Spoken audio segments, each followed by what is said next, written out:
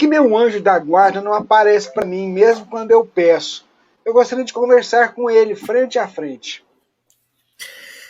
Olha, na verdade, nem todos nós estamos prontos para esse encontro. Existem muitas circunstâncias que precisam ser observadas.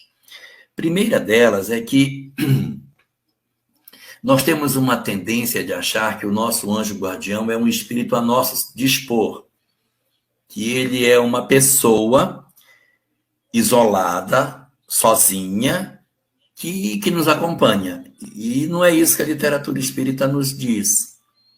Quando nós pertencemos a uma determinada falange espiritual, esta falange responde por nós.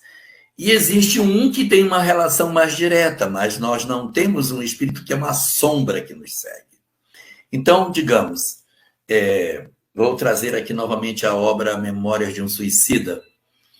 Os espíritos da obra que são suicidas, quando eles reencarnam sob a tutela do Instituto.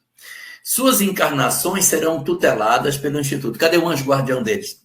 É do Instituto. Sim, mas quem é? É alguém do Instituto que vai. Ele é tutelado pela organização.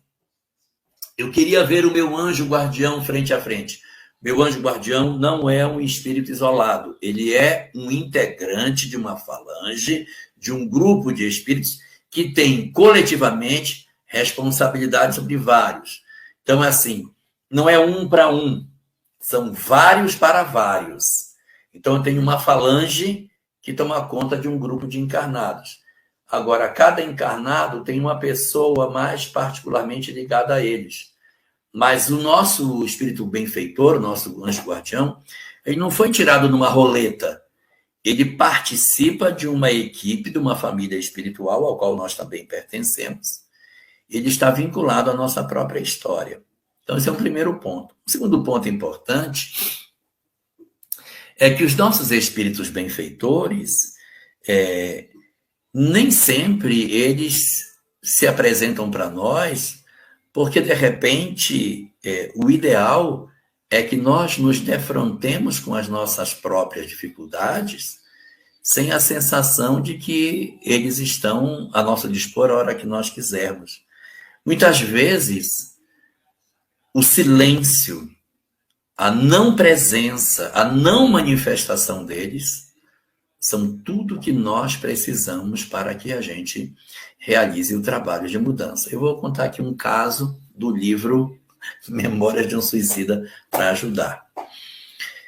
No começo da obra, nós temos um personagem chamado Jerônimo que decide visitar a sua família.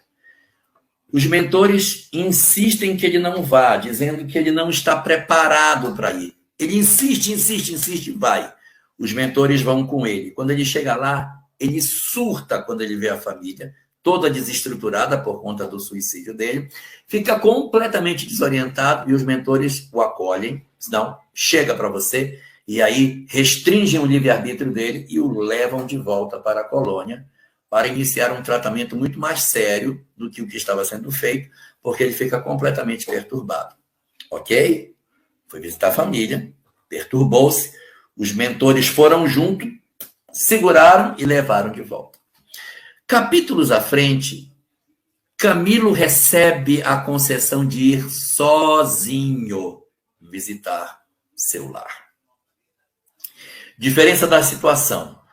Camilo foi visitar porque os mentores acharam que ele poderia ir. Jerônimo, que foi primeiro, foi porque quis, porque insistiu. E os mentores disseram para não ir, mas ele foi. Olha a diferença.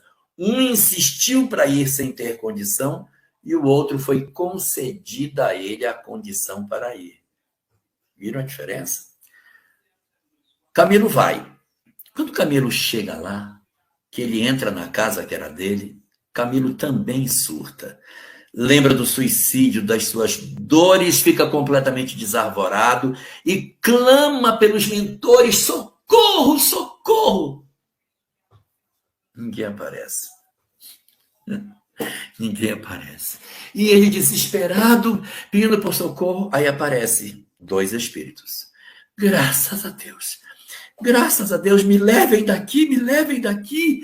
Eu preciso ir embora daqui, eu preciso ir embora daqui. Me levem de volta para a Polônia. Eu estou desequilibrado lá, eu estou bem, aqui eu estou mal. E os mentores dizem, não, nós não vamos levar.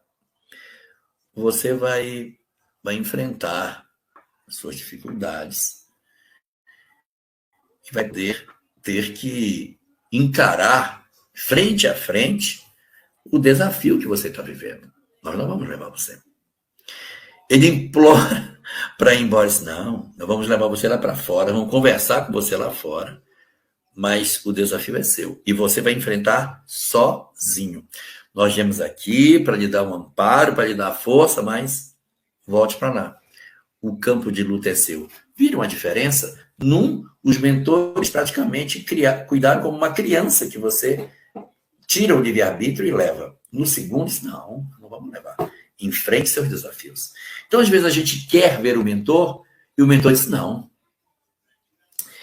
A lição para você é enfrentar sozinho. Porque senão a gente vai acabar transformando os nossos mentores em oráculos. Eu caso, eu não caso. Eu mudo, eu não mudo. Eu deixo emprego, eu não deixo.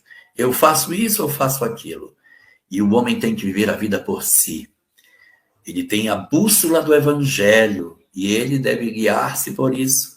Os mentores estão para dar a sustentação necessária, mas não podem ser uma chamada buena dicha, que segue a pessoa por onde ela vai, oferecendo todas as respostas daquilo que precisamos, queremos descobrir.